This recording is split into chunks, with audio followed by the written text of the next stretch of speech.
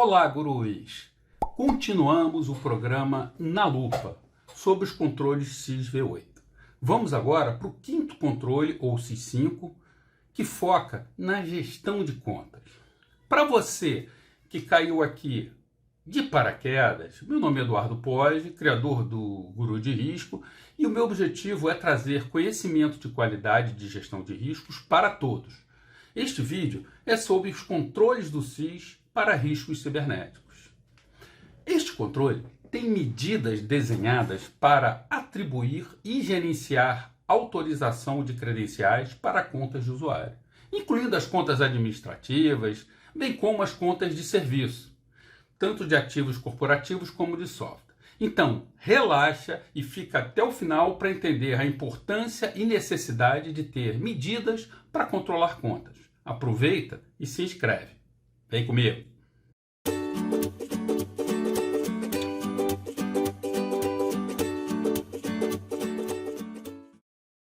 Hoje o assunto é o controle SIS 5, gestão de contas. Saber quem tem credenciais, como essas credenciais são concedidas e como estão sendo usadas é a base de qualquer ambiente protegido. Manter o inventário completo de todas as contas e verificar se quaisquer alterações são autorizadas e intencionais ou não intencionais é fundamental para estabelecer um ambiente seguro, e isso inclui contas de serviço.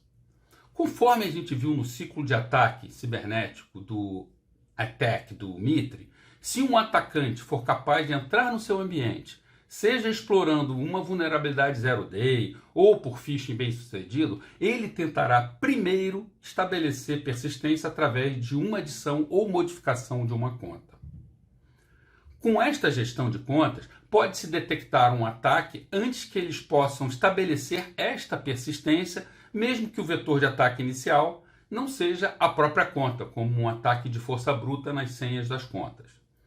Essa gestão de contas inclui também requisitos de senha, bloqueios em tentativas de login com falha, desconexão após um período de inatividade, bem como nunca usar senhas padrão ou contas de compartilhamento, conforme a gente falou no vídeo anterior.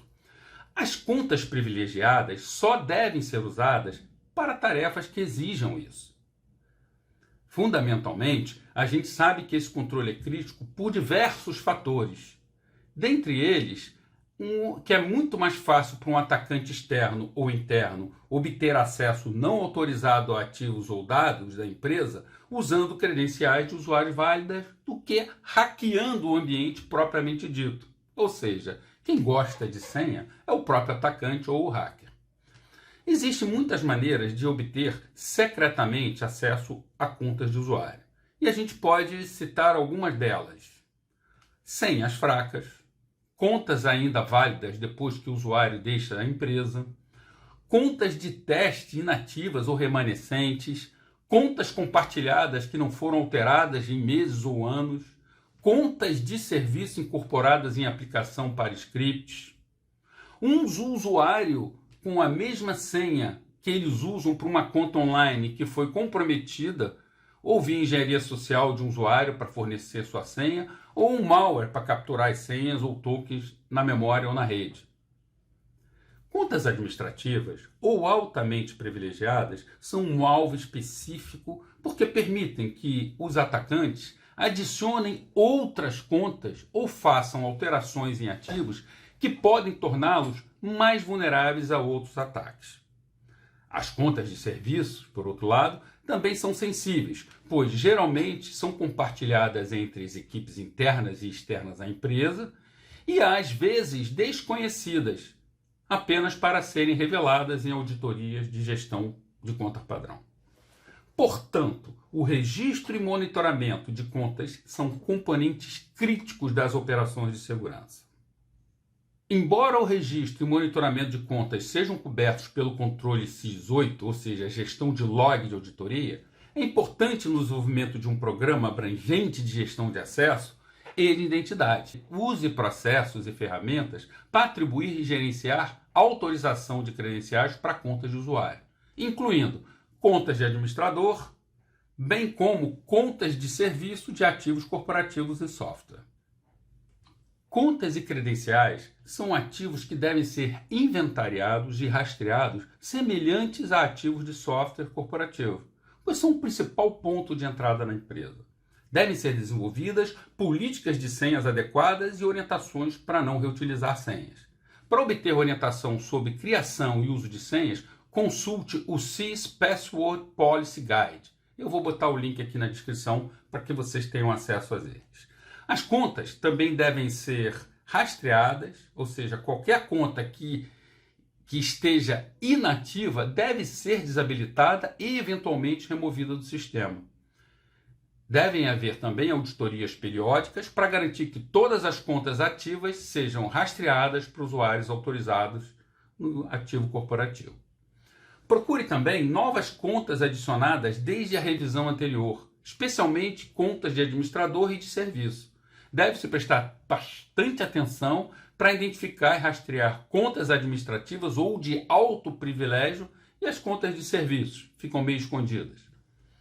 Os usuários com acesso de administrador ou outro acesso privilegiado devem ter contas separadas para administrar essas tarefas de maior autoridade. Essas contas deveriam ser usadas apenas para executar essas tarefas ou acessar dados especialmente sensíveis, de forma a reduzir o risco no caso de sua conta de usuário normal for comprometida. Para um usuário com várias contas, sua conta de usuário comum, utilizada diariamente para tarefas não administrativas, não deve ter nenhum privilégio elevado. Isso é básico, menor privilégio. O Single Sign-On, ou SSO, é conveniente e seguro quando uma empresa tem muitas aplicações, incluindo aplicações em nuvem, o que ajuda a reduzir o número de senhas que o usuário deve gerenciar. Recomenda-se também que os usuários usem aplicações de gestão de senhas para armazenar com segurança suas senhas e devem ser instruídos a não as manter em planilhas ou arquivos de texto com seus computadores. Muita gente tem isso, né? Alguns exemplos de autenticadores ou que implementam Multi-Factor Authentication são o Microsoft Authenticator, Norton Password Manager e Google Authenticator. O MFA é completamente recomendado quando você fala de acesso remoto.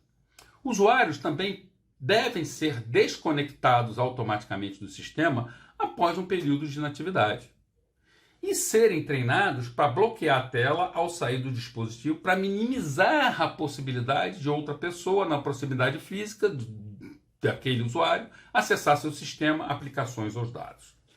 Um excelente recurso com orientações é o NIST Digital Identity Guideline e eu vou botar aqui também na descrição para todos acessarem. Então vamos às medidas do controle SIS-5. Existem 6 medidas de segurança e normalmente elas são ordenadas crescentemente, do IG1 ao IG3. São 4 no IG1 e 2 no IG2, complementando as seis medidas. Lembre-se que o nível superior, sempre incorpora as medidas no nível anterior. Elas também são referenciadas nas 5 funções do NIST, Cyber Security Framework. Então nós temos duas medidas no identificar, 3 no proteger e 1 no responder. Vamos às medidas do IG1 e do IG2. 5.1. Estabeleça e mantenha um inventário de todas as contas gerenciadas na empresa. Esse inventário deve incluir contas de usuário e administrador. A função de segurança do NIST, que está associada a essa medida, é identificar. Esse inventário deve conter, no mínimo, o nome da pessoa, o nome do usuário, datas de início e término e área ou departamento em que ela está alocada. Novas contas e alterações em contas existentes devem ser rastreadas e verificadas com adições legítimas. A criação ou alteração não autorizada de uma conta geralmente é a primeira tarefa que um adversário faz para manter a persistência. As contas de serviço também precisam ser examinadas para garantir que estejam sendo usadas apenas como pretendido. Valide se todas as contas ativas estão autorizadas em uma programação recorrente, no mínimo trimestralmente ou com mais frequência. Vamos à segunda medida. Use senhas exclusivas para todos os ativos corporativos. As melhores práticas incluem, no mínimo, uma senha de 8 caracteres para aquelas contas que usam Multi-Factor Authentication e uma senha de 14 caracteres para as contas que não usam Multi-Factor Authentication. A função de segurança associada a essa medida é proteger. Isso não é apenas para a empresa, pessoalmente também. Se você utilizar senhas e houver uma violação de dados, elas poderão usar a sua senha para outras contas. Então, sempre escolha senhas exclusivas e sempre altere as senhas padrão, como já mencionado no controle 04 do SIS. Medida 3. 5.3, né? Exclua ou desabilite qualquer contas inativas após um período de 45 dias de inatividade, onde for suportado. A função de segurança associada a isso do NIST, né, é responder. A desativação dessas contas também pode ser automática, criando datas de expiração para a conta, se o sistema suportar esse tipo de coisa. Quarta medida, 5.4. Restrinja os privilégios de administradores a contas de administrador dedicados nos ativos corporativos. Ao realizar atividades gerais em TI, como navegar na internet, e-mail, uso de pacote de produtividade, sempre a partir da conta primária, não privilegiada de usuário comum. As contas de administrador e root devem ser usadas apenas para as tarefas que as exigem. A função de segurança associada a essa medida é proteger. No vídeo do canal sobre Zero Trust, que eu vou colocar no final, tem uma explicação sobre como controlar o uso de contas privilegiadas. 5.5. Estabeleça e mantenha um inventário de contas de serviço. Ou seja, você tem os inventários das contas e as de serviço também.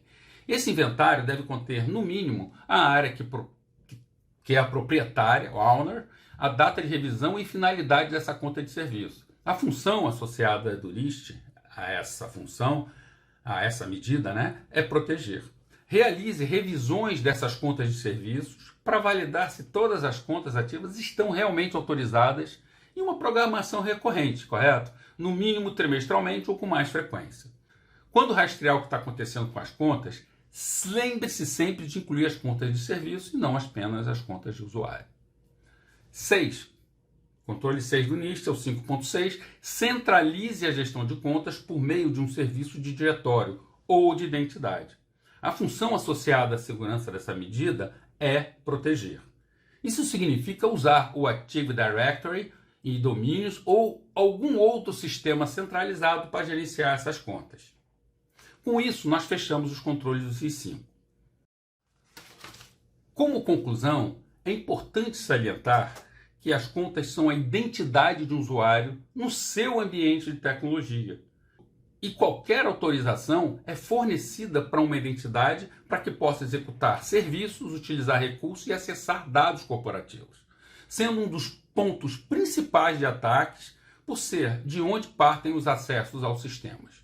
Por esse motivo, é crítico observar as medidas desse controle.